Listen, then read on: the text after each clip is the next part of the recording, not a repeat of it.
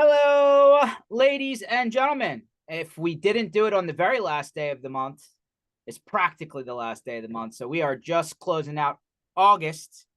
And I know we're about to go into holiday weekend. So you're probably listening to this after the fact, which is fine. I hope you're on a beach somewhere enjoying the waves and the sand and all that good stuff. If you're on this side of the ocean, everywhere on the other side, it's like wintertime. So like hopefully it's not too cold. And we were just down in Sydney for IT Nation, Australia, and the block party we did down there. And we didn't even wear jackets. So I digress. But before we get too deep into the good stuff, let's just do some housekeeping. MSP Initiative.com. This session is being recorded, and we're going to park it in the same place we park every other session we've ever done on MSPinitiative.com under sessions, as well as our YouTube page, our podcatcher. Like, subscribe, download, forward, all the good stuff. You know what to do. And then right next to that on MSPinitiative.com is MSP Community Minds. So if you're interested in taking a trip, even though I'm sure you got every trip under the sun booked in your calendar this, September, October, November, which we'll get into in a second. MSP Community Minds, totally educational event in Denver. We were in Nashville early this year, coming to Denver again.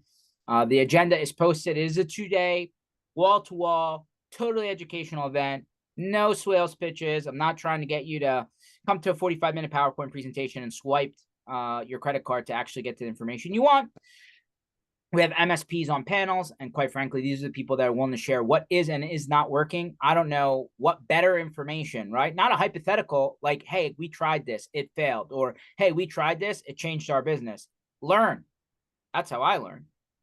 Learn from the people that figured it out and willing to share. Then we have some experts from across the landscape to do workshops. Not a PowerPoint presentation where you barely wrote notes and you went home and you forgot about it. Actual workshops where it's interactive, you're learning a topic, back to school, but in a more business type way. So check this out. I don't know how much more content and education we could pack into 2 days. I don't think we could. I think we've done a really great job, and the Nashville one went spectacularly. Take advantage of this if you're an MSP. Because, by the way, we do not charge you to register and come to this event. There's no $3.99, $8.99, $12.99 registration fee. It is free. You just need to show up. Yes, you do need to take some time and maybe a little bit of money to get there, but that's any event. So take advantage of this. Can't stress enough that you will get something out of this if you spend the time to come. 2 days, September 25th, 26th in Denver. And then, what we're famous for, our MSP community block parties. There's 4 more left. We finished IT Nation Australia, so we'll take that down. And we got PackSafe Beyond in Berlin. So if you're on the European side or you just want to take a trip to Germany, join us and the PackSafe crew in Berlin. It's going to be a good time. Very beer-focused party that we're going to throw. But I know there's beverages at every block party. But it's Germany. It's right after Oktoberfest. We promise it'll be a good time. Then we're going to Miami on South Beach at the Fountain Blue Live nightclub that's actually inside of the Fountain Blue on property. Can't get any more. You don't have to walk out the front door. I mean, how easy is that? So join us at DattoCon in Miami. And then we have the IT Nation Connect event in Orlando. Going to be announcing our radio recognizable entertainment very soon. 2 years ago, All American Rejects. Last year, the combination of Better Than Ezra, Sugar Ray, and Tonic. This year, stay tuned, but it'll be good. You'll like it. Then we close out the year a week after that, back in Sydney, because we couldn't stay away. We were coming back for the warmer weather for DattoCon Sydney in Australia. So those are the remaining block parties. By the way, just like MSP Community Minds, it is absolutely 100% free for an MSP to attend. A little beverage, a little entertainment, a little food, and a lot of networking. I don't know how to make that any better. Join us. It is literally for you. Then we have some community offers on MSPinitiative.com. Take advantage of them if they're interesting. And the industry calendar, which goes all the way until the end of the year. Because if you really don't want to be working in an office or your home office or the backseat of your car or in your garage, there's more events in September, October, November than probably the rest of the year. There it all is. That is the housekeeping.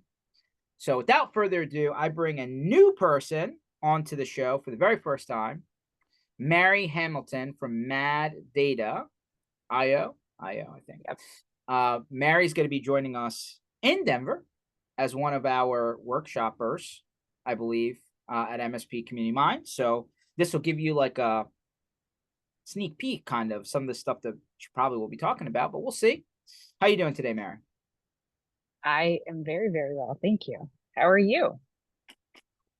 Football season is right around the corner. A little bit bummed. I bought tickets to see the Eagles and the Packers in Brazil. First time ever.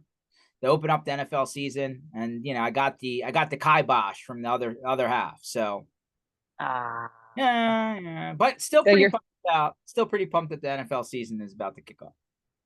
so I'm taking it your team are the Eagles? That would be right. That would Yes. be right. Yeah. Awesome. One of my sons loves the Eagles.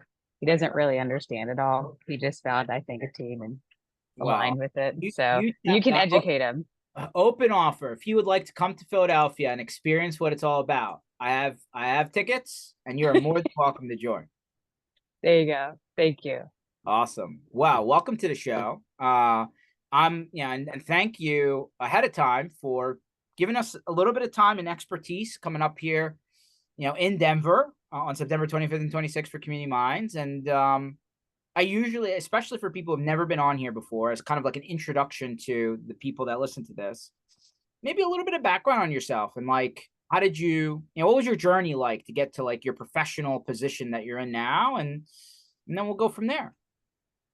Oh Lord. So um the journey to get here was completely unforeseen. Like I had no clue.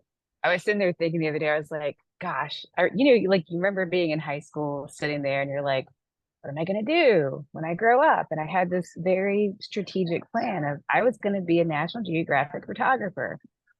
That's what I That's wanted, actually, right? I've never heard that before. That's pretty cool. I'll give you that. I got to give you some props.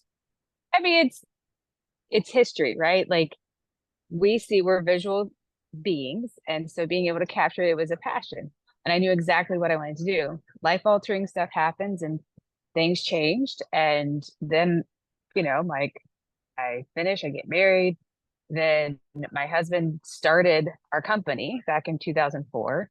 And I I have 5 kids. So I was very busy having children and helping him in the background, doing like the typical wife thing, helped with HR, helped with payroll, standard stuff, keeping the books clean. And then about 5 years ago, like I was fluent enough with the tech world because of being immersed in it, but we helped residential people, right? Get viruses off of laptops. I think one of my favorite stories, and I'm sure some of these people can relate to this, is when we started, we would get this call, usually about a Friday night at 9 o'clock p.m. And the guy would go, hey, um, please don't call me back. Just understand that in my truck, in my driveway, I've got a laptop and $200. You know what needs to be done. If you can just have it back to me by Sunday, which was code for it was filled with some pretty nasty viruses with some images or videos that probably most people don't typically admit to watching. So he needed to have everything cleaned and presentable for use. So about every 2 to 3 months, we would get this call. So we knew the protocol. It just always made me laugh because we'd roll up. I remember having kids in the back, get the laptop, drop it back off. So understood what was going on. And as we grew from residential to business and to a managed service provider, that journey, that's where I started to get involved. And then cybersecurity about 5 years ago when I started to understand what it is. We came back from a conference and my husband took 5 binders and dropped them on my desk and goes, learn this. And I was like, 10-4, got it. I don't think he knew what he was doing at that point. So that's when I fell in love with cybersecurity. And that has led me to this point and, learning, just consuming it, practicing it, aligning with the right people, protecting business owners, protecting people. Like that's our motto, serve and protect. So that's a little bit of my journey of how we got here or how I got here. I think almost everyone can relate to the truck and the laptop. 200. Like at some point in everybody's story, something like this has happened. No, I mean, like Yep. you're Yep. just like, mm-hmm. Yeah. Yep. I know, I see nothing. I know nothing. I keep going. Yep. Yeah, that's never fun, but hey, it pays the bills, I guess. It paid the bills. That's for That's sure. that's too funny. Yep. Um, well, welcome to the show. So the company today, what does it do? What exactly do you help people with? Matt Well, we Dave. help take care of their. I'm like, George, I am so glad you asked me that question because I've been working on this. Okay. Like all of us, we go, well, we're an MSP, right? Like we help take care of people's networks and we protect them. And I'm at a Robin Robbins event. And so she's been like challenging us, like, nobody knows what an MSP is. Nobody. They don't care. Like it doesn't relate to them. So, The industry kind of made the word up, to be honest. Yeah, yes, 100%. right. It's like my kids saying "giat." I'm like, I don't know where it came from. I have no clue the correlation, but whatever. If you know, you know. So working through this, essentially what we do is helping frustrated business owners be able to run their companies and streamline their technology while protecting it. Giving them that peace of mind and the ability to actually make money and not have to stop to fix stupid stuff. So Yeah, that's I like in that a message. nutshell, what we do. No, I like that message for sure. Yeah, it's funny, back to the industry creating terms that nobody pays attention to. Like, Yeah. yeah, I ran into an MSP based out of Australia, since we're talking about Sydney events all the time here. And he's like, "Did you know that fast food restaurants are not, that's not how they call, that's not what they identify as?" I was like, what do they identify as? They're like, they call themselves QSRs. I was like, what is that? What's QSR mean? He's like, quick service restaurant. I was like, I've never heard this. I was like, I frequent the quick service restaurant. I've never heard of quick service restaurant. He's like, no, that's yeah, so like in their bubble, that's their acronym. I'm like, oh, I would have never known that. He's like, yeah, and then unless you worked in it, you would have never heard this term. I was like, okay, so like we've done this to ourselves, right? Yes.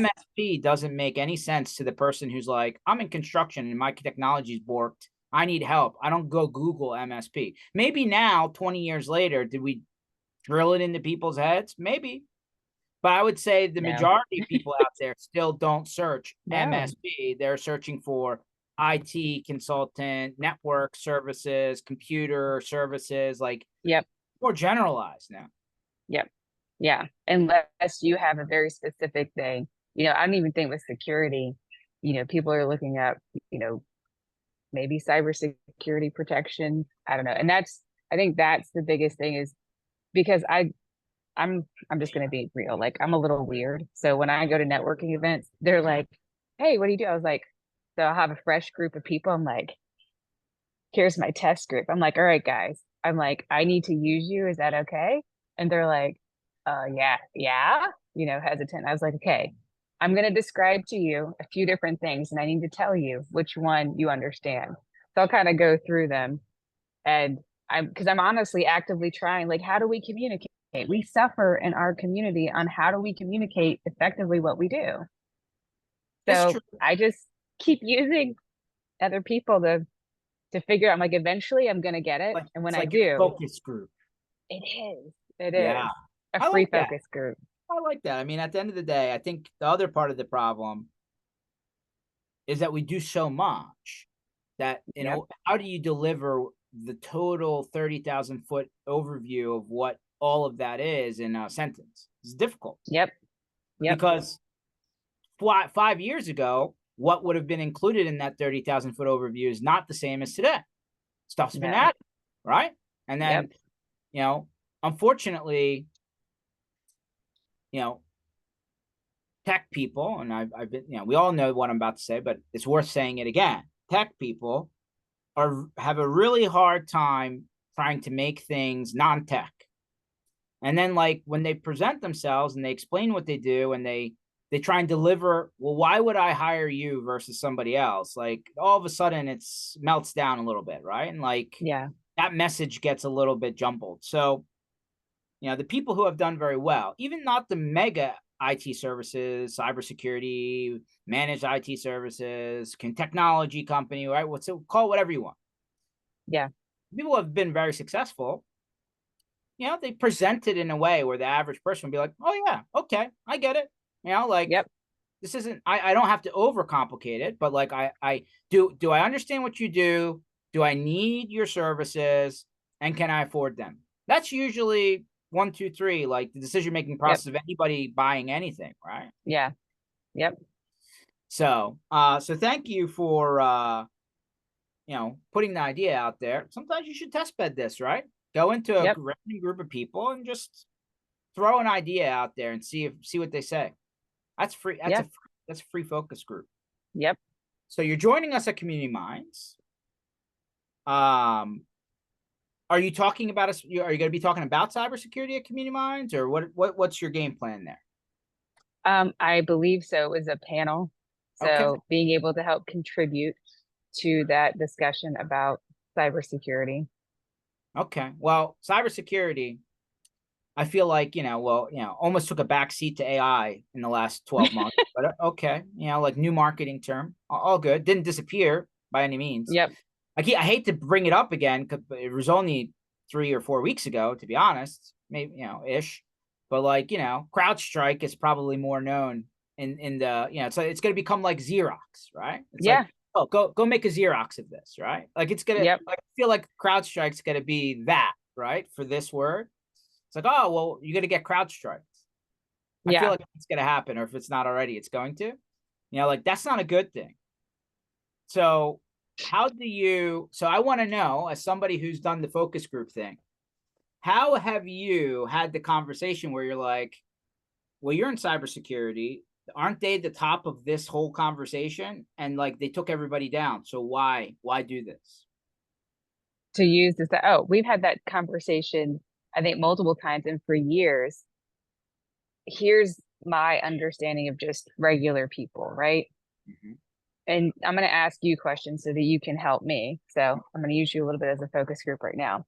But, when you're looking at cybersecurity, humans don't make changes until they feel the pain and it forces them to change, or they're inspired enough and motivated enough to make a change.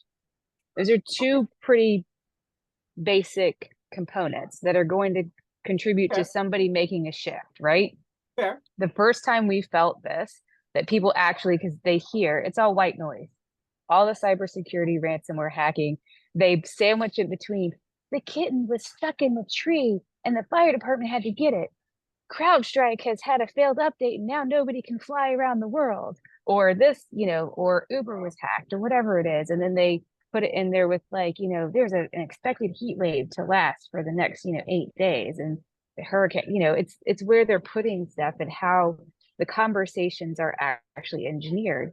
So people don't feel it. It's all static. It's white noise. So until they feel it, they don't pay attention. It's normal, right? We might walk on rocks, but until that rock gets in our shoe and creates a discomfort, we're not going to take the shoe off. And then, that's when we take the shoe off and we're like, oh, get the pebble out of my shoe. So the Colonial Pipeline hack was the first time in my experience that I saw that people actually felt it as a whole, because the whole Southeast, right? They couldn't get gas. People were panicking. That was the first time. Then what, right after that, the JBL meat plant hacks. The chicken nuggets weren't being made. Hamburgers weren't being made. I'm like, and I remember going to the store and seeing moms stand there in the freezer. They're like, there's no chicken nuggets. I'm like, and so then I asked them, I was like, why do you think that is? They were like, I don't know. I was like, did you hear about the JBL like meat hack? And they were like, what? I was like, yeah. And so it brought up a different, so they felt it, right? CrowdStrike was the update that broke the freaking world. Mm-hmm. So we felt it. So, the benefit of this is now it's felt. So having the conversation is actually easier because now we can attribute an emotional connection to it. And so people remember emotion. They remember, oh crap, I couldn't fly anywhere and I had to stay at the airport for 3 days to get somewhere. That's inconvenient. You think about not only money lost, time, frustrate, like the whole gamut. So, these are the conversations that I've had with them. And I've had people reach out going, do you have CrowdStrike? And I was like, No, but it doesn't, the conversations for me that I've taken from this is all of you have, even like CDK, everybody has the supply chain, correct? Everybody's dependent upon cloud-based applications running their business to some degree. So I'm like, what happens when those fail? What are the contingencies in place that are going to allow you to continue to work or to get back more quickly if they do fail? So if you are a healthcare provider, right, your app goes down, your healthcare platform goes down, your EDR goes down, EDM. Yeah, EDR. Or not Is EDR, no EHR. Thank you. I was like, all these acronyms I can't keep up with, right? MSP. So if that goes down, how are you going to be able to get prescriptions, put notes in, be able to take care of the patients, pull up records? Like, it's the whole thing. I've got clients to do this. So to me, I don't like us having to go through these things, but unfortunately the pain has to happen so we can have the conversations so that people can actually start linking the pain to change, because very few people are inspired enough or motivated by the situation, by cybersecurity attacks, by vulnerability to make any shift. No, I'm with you right there. I mean, was it last week they said almost every social security number for every American is Yep. now available? 2.6 billion records dead and alive. And so that, so here's the deal. Like we try to get, like, in our world, they get very, right, techie, and they talk, you said it, we talk way up here. I'm getting my hair done, talking to the hairdresser, right? And he's like, yes, he starts asking me about it. And I was like, here's what you can do right off the bat. And he was like, are you serious? I was like, yes, like, it's free. So what, I think we need to shift the conversation of, like, people are looking for us to solve problems, not create new ones with you need this stuff. Like, we see the need for cybersecurity. People don't get it. They don't want it until they feel it. But it's like, when you, what value are you actually bringing? Well, I think on the social security number tip, I mean, people start finding out that people are opening up accounts in their name, and then they're going to get stuck with the bag at the end of that. I mean, And how do that's, they know? I mean, You know what I'm saying? they're gonna know when a collection agency shows up and asks them to pay. Exactly. But how I can mean, we at that help? point, the damage is done. Yes. I think our responsibility, if you know evil, then you protect against it, right? Like, then you do something. If I come from a military background, my family, when you know of the threat, you run towards it and you help protect those behind you so they can do it. So I would mandate everybody in our sector, you need to be telling and communicating with as many people as you can. Here's how to prevent it so that if it happens, like, you talk about feeling it, identity theft, you think, I mean, you understand the implications of social security numbers being stolen and used for credit lines, credit cards, whatever it is, stealing I benefits. mean, Yeah, I'm like, it's easy to open up a credit card. It's really yep. easy to open up a credit card, and then if you pay attention, you can liquidate a credit card. So what does that mean? You open up a credit card for $30,000, which I would say most Americans could probably get a credit card at the $30,000 limit, right? Mm-hmm. You run $30,000. You run a $30,000 transaction through a merchant. They're just wiring that money somewhere else, right? And now there's a $30,000 balance in your name. You effectively cash the card out. Credit Yep. card company's never going to get paid until Yep. they come knocking at your door, and somebody walked away with 30,000, and like you could do the whole thing in probably 30 days. Yep. I mean, like what I just said It's happens. easy. Yeah. I mean, like if you have an iPhone, right, you can Yep. apply for the Apple credit card without an application. They just press a button on your phone, and they think they have enough information on you. They can they can process your application. No form fill, no nothing. Just press here Yep. to see if you're approved. Yep. Dude, I mean, Yep. So how so do you protect? yeah, Right. so to me, right, like, and then all of a sudden, it takes 7 or 8 years for something to come off of your credit report. Yep. Right? So let's say somebody does this whole thing, $30,000, they cash it out, it's in your name. They don't come and find you. It doesn't get to collections for about 6 months, right? Like the company's going to try and figure out why you're not paying. They're going to hand it off to a third party. The third party, they're outsourcing it to, because at this point they've, sent it off. So you don't start getting credit collection stuff until about 6 months in. So like you're 7 to 8 years plus 6 months. And you're going to have to deal with You're that settled. for the whole time. Like, so now there are services out there, right? You can monitor your credit. There's life locks type services, right? That like try and catch us at a time. But at the end of the day, it's hassle. And like, do you have the time to fight it? Time. Yep. That is probably, when I talk to executives, some of them were more aloof to the protection, right? Or I don't care if they get my information. I have everything. I was like, well, what happens if you can't pay your employees, right? Like what happens, if you have your credit card stolen, and then how long does it take you to find all of the accounts that are actually tied to it? And then to go in and update a new card, right? So that you can do it. So time, right? The problem that we're solving is time and money, because they don't want to lose it. So I think, for me, I think it's important to have a process. Like, we overcomplicate things because engineers, thank God that they understand complicated things. But the simplicity of it is, there's a simple framework that you can have every single time, right? With your identity, that's what we have to protect now. You're going to go in, you have to protect the basics, protect your social security number, protect, go in and get using checksystems.com, making sure that any bank account is locked out. You're freezing your credit. You're going to the IRS. Like, there's a framework of things that you can do. And then even afterwards, like, if something happens, it really doesn't take that much time to create a simple process to, okay, do I have a place where I know where all of my cards are attached? What happens if I am in this situation? What's going to be, my incident response to it? So if we can create simple processes for people to use so they don't have to think about it, they just start implementing. I think that's the true benefit that we can bring to them, since we understand, right? We understand framework, we understand process and procedures, and then we provide the mechanisms in order for them to follow through with all this, to make it easy for them. I'm with you. And like, getting the people at the tail end of that pyramid, the people, like the end user, right, to understand, it's like, hey, if you're not doing your part, everybody doesn't get paid. Like that, we can get it. I think that message can be delivered, right? But let me flip it around the other way, since you use the words frameworks and compliance.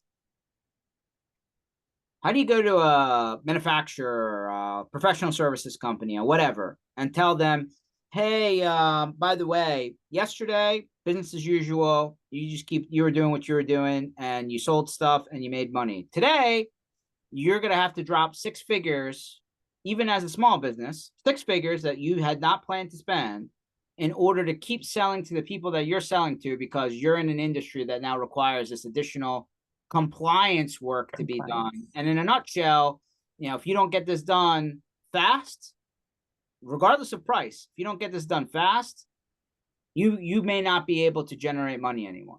How does that conversation go? Because that's the flip side of this. It is the flip side.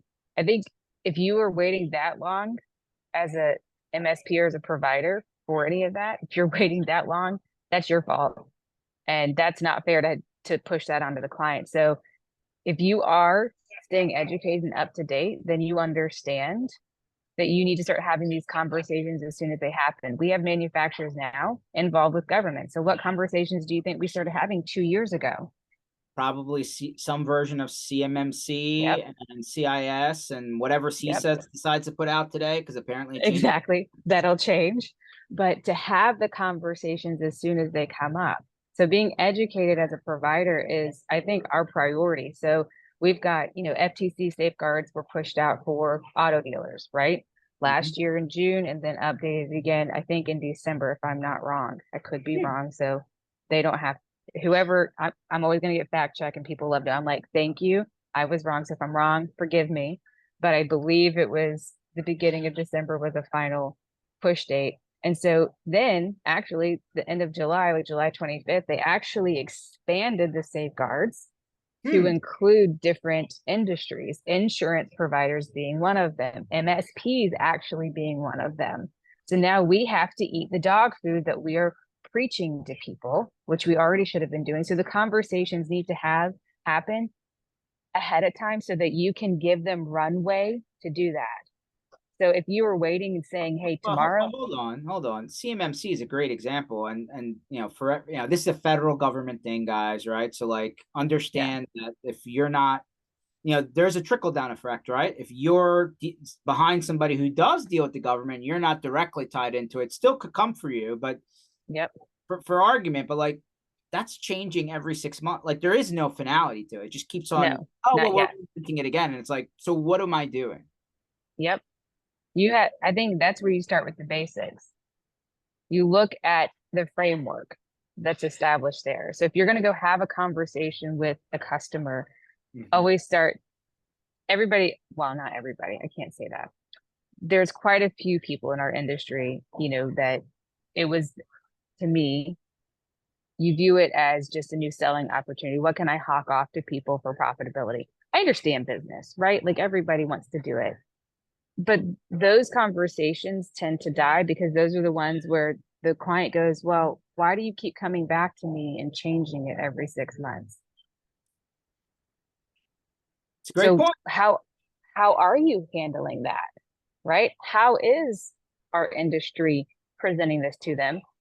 And I would say that there's going to be two veins of people. You've got people who are actually on the compliance and wanting to help you, so they understand and they're educating you from the front. Like, hey, this is a moving target. This is where it should be. So this is what's going to be required. So let's create the pathway. Let's create that roadmap so that every quarter we're accomplishing something and getting you closer to that goal consistently. That's versus fair. That's fair. Yeah, I understand. the person. You're like, if you wait till the end to do all the work, you're going to be unhappy. But if you incrementally do the work, even if the last 10% changes, you're just there. You're right there, right? You just need to this much. Exactly. That's fair. So then you're positioning them either way. They're going to be in a better position. They're going to be more secure, right? They're going to, if you're doing your job correctly, they should be able to run the business better. And then I'm like, the cherry on top is, and guess what? Now you're going to be the prime candidate for all of those contracts. You're going to be a preferred vendor to them because you're already there. You're not having to go retro and then catch up. So I like that. So basically your sentence is, hey, sure, it can change, especially government stuff, right? Anytime in administration, election, right? Different people get into power and offices, like they change the rules, fine. Yep. But if you got 85% of the way there, they changed the last leg of it. Okay, so you deal with that change, but now you're standing in line first while everybody else is stuck. Yeah. I like that. Early bird gets the worm. I think everybody's heard that. What are you going to lose, right? What is the worst case to lose in that situation? And it's even, you look at our industry, the ones that are not going through compliance now, who are not pushing themselves to be there, what's going to happen when we start getting mandated, when we are audited? Now, is that going to happen next year? No, because there's not enough workers for it. However, I would much rather be on the front end than being negligent and sitting in the background going, oh, it's never going to happen, and being a trunk slammer. But you bring up one that is exactly in the zone that we just said, right? There is no visibility. It is very, very cloudy on this topic, meaning different states are saying things and there's not really legislation per se. They're just talking about it. And from a federal standpoint, right, they're pointing to different things, but like nothing's really solidified, and like may come, but like what does that may actually mean, since there isn't even a proposal on the table? So there's all these questions that are very vague when it comes to that topic. There is. But do you think it's not going to happen, given the access that we have? I mean, okay, with time, anything's going to happen. Okay. Yep. But let's say it doesn't happen. It's 2024, 2030. I think it'll be here before 2030. If it's not, I will be deeply surprised. We have the expedite of AI now, right? So the things that we're able to do, we are sitting on the threshold of the turn of the last century when electricity came, right? And cars and new technologies were introduced to mankind. Now we have AI is not new, but the usage, the consumption of it is new to the mass populace. That is going to expedite this process, and it's going to be able to streamline things if, and it will be leveraged correctly, I assume, right? I'm hoping for the best in society. But if the criminals are already using it to accomplish their goals, we should be doing the same thing. So I think it's just going to be, it's an interesting topic. I would much rather be on any side being a leader, especially for my people, if I'm going to be pushing security and compliance. Is it really benefited me to not have the standards in place and ready to go, but say, it's like me being a parent, do as I say, not as I do. Fair. Dagley pops in, says hello, by the way. He says, hello. He says, no longer a matter of if, it's a matter of when. No, I mean, listen, I'm not even arguing that point. I agree at some point, someone who's a pencil guy or a pen guy or a pen woman is going to write a law somewhere that's going to get adopted, because we're in the middle. Fine. It doesn't help that the government, specifically CISA documentation that I've read recently, keeps on putting MSPs kind of in the middle of a bad sandwich, but I digress. It is what it is. But also the government runs really slow. I mean, yes. By the time AI, other than like the average consumer, they've seen AI in the movies. When they go to Best Buy, they say computer with AI Copilot, and they're like, "What is that?" But like that, like we're messing around with that. They are like, whatever, whenever it comes to me. But from so that means in my mind, fast forward. Let's say it takes. You can argue with my timeline. I'm just putting general. Yeah. Let's say it takes 3 years for the general public to really understand what this is, to realize that there's now a Copilot button on my keyboard instead of a Windows key, and like they start playing with it. Okay, so like the government's gonna be behind that.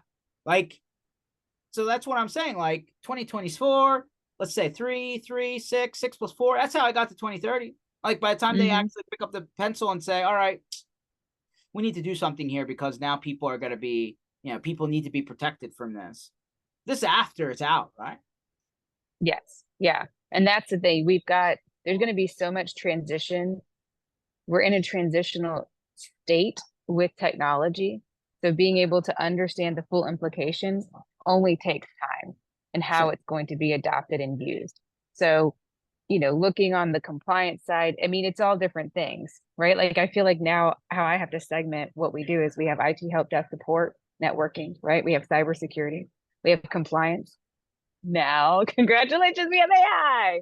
And so now we get to see how does this play out? Like, enterprise, I just went to the AI conference in Las Vegas. And so great. I was curious. I was like, what are you guys going to say? What are you going to do? What is happening? And it's really, I mean, I wasn't super impressed because it's the same things, just wrapped a little bit differently, but for enterprise consumption. I got it. So let's pull that thread for 10 seconds. I mean, Microsoft is spending like a ginormous amount of money. Copilot, rebranded it 5 times. All right, so for $360 a year per user, what the hell does it get? Like, what am I buying? What does it do? I can think of 2 or 3 or 4 things that it'll do, like that I don't have to be a developer in order to get it to actually do some work for me. But short of that, like, it's not really baked out. So like, what am I like? So how do I go to a business owner and say, hey, you're not huge, you could be a 25, 50, 80, 100 person company. I want you to take the number of employees you have times $360, and I want you to turn this on today. Why? And I wouldn't do it for small businesses for the entire company. I would do it. You have to first go through, I don't know if you know this, Matt Lee shared it with me, is that Copilot has a questionnaire to fill out. Like, are you ready for this? Like, is it going to be adoptable and usable for you? And so I think that's like the first question that you have to ask any company is, don't just, oh, it's AI, let's force it on them. Is the use case is the business case going to be useful for you? Can you get a profit out of it? What I see right now, because it's not baked out, right? Because it's it's developing for executives. I know for me, and this is what I've got companies using it for. So I can only say what I know and my experience. I do not postulate and create grand illusions. The practicality of it, I think, that I see is saving executives time for meetings. Like every meeting that I do, I record it. I use Copilot to transcribe it. Then I ask it questions to pull out key business points. Then to what are the action items? Then I say, okay, what are the tasks for this person, this person, this person with the dates? Then below it, it creates the tasks with the dates. Then I can just push them over, right? Then I'm emailing all the people, my clients predominantly, here's a summary of what happened so that the communication is expedited. For me, communication with people is huge because they just want to know what's going on. Everybody likes the reminder of what's happening. And then when I give them that, then I can put those tasks into Outlook and create it on the calendar. Right. So it's like streamlining basic things that we do every day. I'm not trying to do big fancy things with it. I'm just like, how can I not have to take, 45 minutes after a meeting with all my notes and transcribe it? Because now I can do that in 2 minutes and then I can send it out. Then I can move on. And now I'm being a little bit more productive than I was. Okay. So your pitch to the executive is for $360 a year, you will make this money back in, based on your effective labor rate of 1 hour of your time. Yeah. Every meeting ever did is going to pay for itself because you're not going to have to spend the time to go after the fact or have somebody else come behind you and effectively do that part. I don't have to hire an assistant, right? I don't have to leverage even a virtual assistant to do these things for me, to take a transcription and to create the email. Then I can, get the tone of it. It's all the little things to me. It's the foxes that eat the grapes, right? It's the little things that nip away at our time. So the more that's the most practical use of AI in business right now, aside from Power BI and taking data and put it and allowing people to see and make decisions more readily versus having to pull up report after report after report. Like that's another side of it. And I'm sure, like I just heard here, for us, for MSPs, right? Taking the tickets and scrubbing it out of any PII or EPHI and putting the ticket through Chat GPT so that it can read the mood. And then from there, it starts to prioritize the tickets and then distribute them out.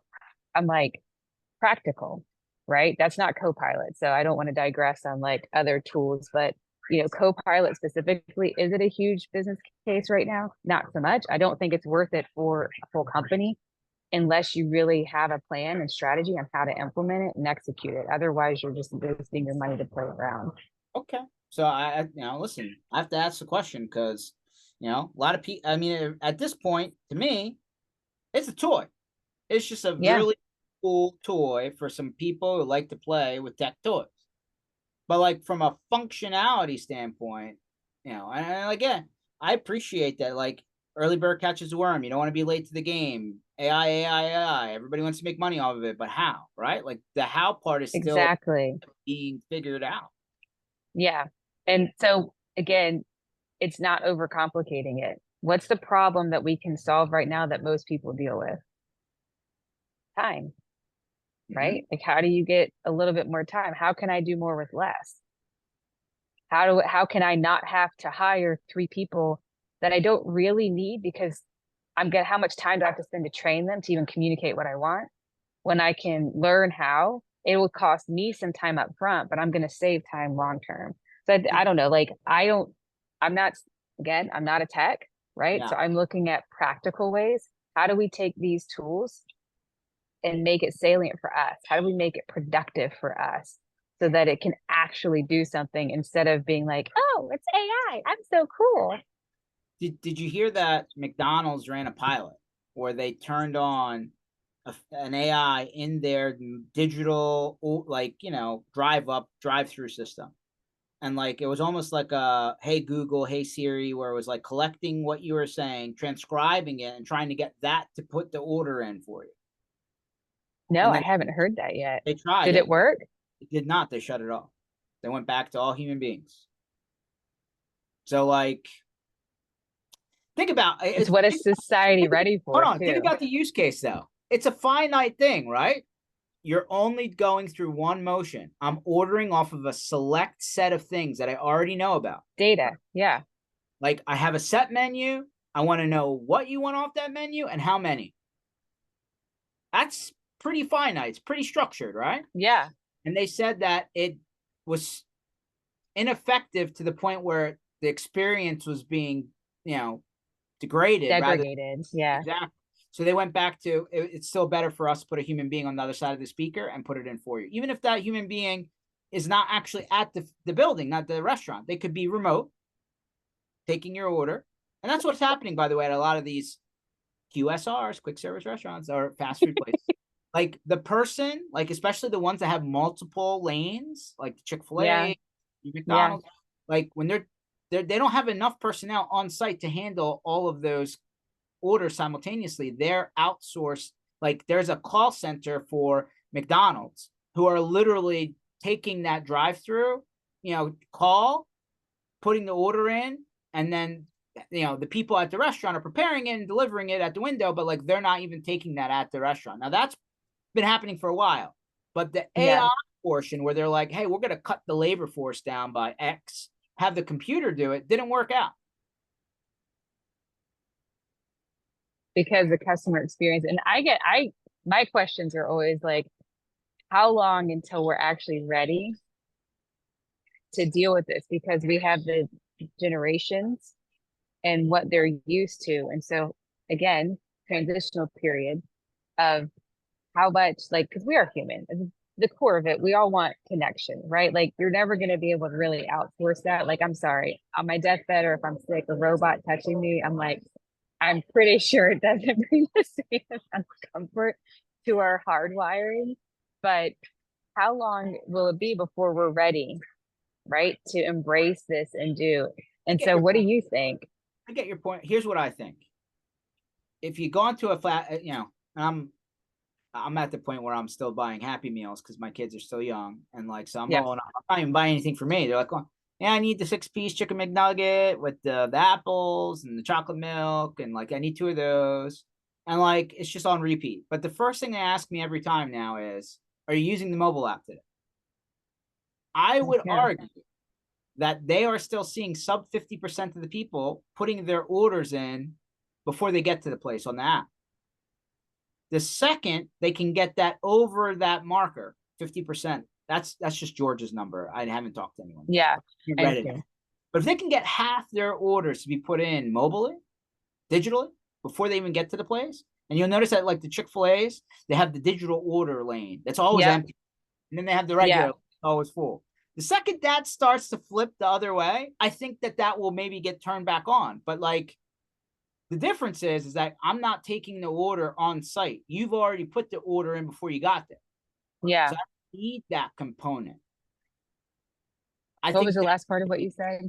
I said I don't need the on-demand transcription at the speaker component. I think the problem right now to that age gap, generational divide, technology, assimilation thing is like the bulk majority of their orders are being taken on demand in real time and not ahead of time. And so like that's why. Well, we've had what did you say? QSRs? Yes, quick service restaurants. Yeah. They've been around for what, 50, 60 years, and we've been trained to behave a specific way. So again, how do you do change? You're either inspired or motivated to do something different, or the pain of it.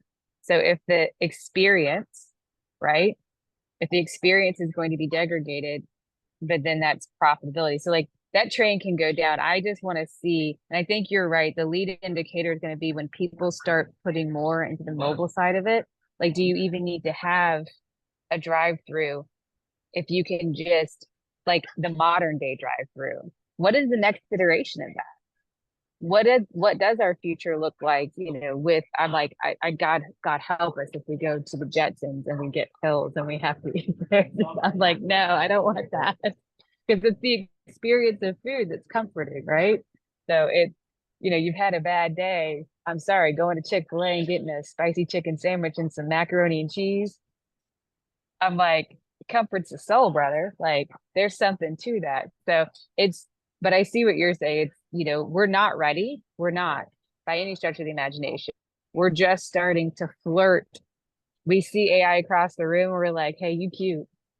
I think I want to talk to you a little bit. And now we got to see is how do we assimilate it into the everyday? It's the practical things is where I think it'll win at, not the high level. I mean, security is a whole different beast, and how we can leverage that and do that. That's a different conversation. They were just talking about the everyday use cases for it that people can actually invest in it or see the cost and be like, hey, yeah, $260 times what, 100? So $3,600. Is that worth it for my company? Is that a person that I can eliminate? 360. 360. Yes. Sorry. Thank you. Okay, that $100 makes a difference. It'll be interesting to see where it goes. I just, even in our own sandbox MSP land, I caution people. I mean, I'm a toys guy, like at the rest of them, right? Like I love playing with new stuff, bleeding edge. Let's see what you can do today that you couldn't do yesterday. All there, all for you. But in reality, and this topic I think ties right into it, it's like, hey, let's also be practical and try and make sure that we're not creating a problem for ourselves, right? So like you're feeding all these AI, entities with data that, to your point, the ticketing data, I still see a lot of people sending in credentials in the freaking plain text email that comes in the ticket. Like this is a problem. Yep. You start feeding that into the machine and bad things that, can happen. And it's not a joke, right? You're like, what's the probability? High. Yes. Very high. Yes. Yes. Because so the generative part, right? Yeah. That's the thing. It's all, and again, that goes back to, are we operating in the framework? So whatever compliance framework, basic cybersecurity frameworks, do we have the policies and the procedures in place? Because the mechanisms will only support that. I don't care how many freaking tools you put out there. If the basic policy isn't followed, which is do not email people EPHI. One of my clients, he's like, Mary, I was like, I don't know, dude. I'm like, you guys have to actually take action, deal with it. So to your point, fundamentals, a lot of stuff always comes back to the basics. Are you doing the basic policies and the procedures so that you're protecting all of this stuff? And the answer is, I can't wait, Mary, until somebody tells you, well, hey, Mary, I mean, all the social security numbers are already out there. What do I care? Right? I'm like, sure. Gonna say it. Somebody's going to tell you. Yes. And they're going to be like, well, who cares? It's already out there. Yep. I'm like, don't care. I'm like, that's your choice. I'm like, congratulations. You have all the power in the world because you have the option to care or not care. Just understand when you don't care, these are the ramifications. So if you're cool with that, thumbs up, brother. I'm like, if you're not, here's the path. That's funny. Until they feel the pain. Here, I'm gonna drop Degley on here for the last couple of seconds. Hold on 1 second. Since there you go. What's up, my friend? How you doing? Oh, another day, man. Another day. Doing good. Mary, I sent you a text. I don't think you have read it, but I gotta say that it's so refreshing to hear you, to listen to you, because you come out and present yourself as a very open and honest person. Oh yeah, I agree. And I love that. I really do. I mean, that's one of the reasons why, you and I get along so well. It's really refreshing. And, I don't want to badmouth everybody else who has been on this show or any other show, but I really love the openness and the honesty of how you carry yourself and present yourself. So I just got to say Thank that. you. Hopefully the chicken sandwich and mac and cheese wasn't like the killer for George. Oh, I mean, no, Mary. Language, sure. No, I mean, listen, I mean, you know, to that point, right? Yes, comes across as like, hey, I'm talking to somebody that, you know, very confident, right? But like, I don't question what she's saying, but she also has a good way of, hey, I'm putting things out there in a way that like, I'm not asking you to overthink what we're talking about, and you don't have to go start Googling acronyms either, right? Let's just have a straight up conversation that Talk. fully Yeah. makes sense to you. Like, I wish everybody could break the conversation down to that, because I think our industry gets, just like doctors, just like lawyers, like mechanics, right? Like they just get into all of this. I'll use The legalese because curse of knowledge, yeah, George. Like, you know too much, and how do you distill it? yeah, Again, the beginning of our conversation was communication. yeah, Yeah. And, you know, and that's actually how we should all communicate with our clients, right? You know, I approach things, and I've said this many, many times. You know, when I go into a meeting, whether it's with an existing client or a potential client, I I don't go with the money sign in my head. I really don't. You know, we all have to make money. I mm-hmm. mean, there's no ifs or buts about it. We all want to make money. We all have to make money. However, I go in genuinely with the intention of helping businesses, helping people, and listen to them, come up with solutions. Uh, uh, you know, the money will come at some point. And if it means that I need to help them at the beginning, whether it's with my time or or my money coming out of my pocket, I'm willing to do that if they're willing to work with me, because that will establish a really good relationship, a very loyal relationship, and in communication. You know, I'm not going in there to sell things. At the end of the day, yes, that will come, but I'm there to solve problems, whether it's leveraging what they already have, to begin with, and then we get them little by little to the place where they need to be, right?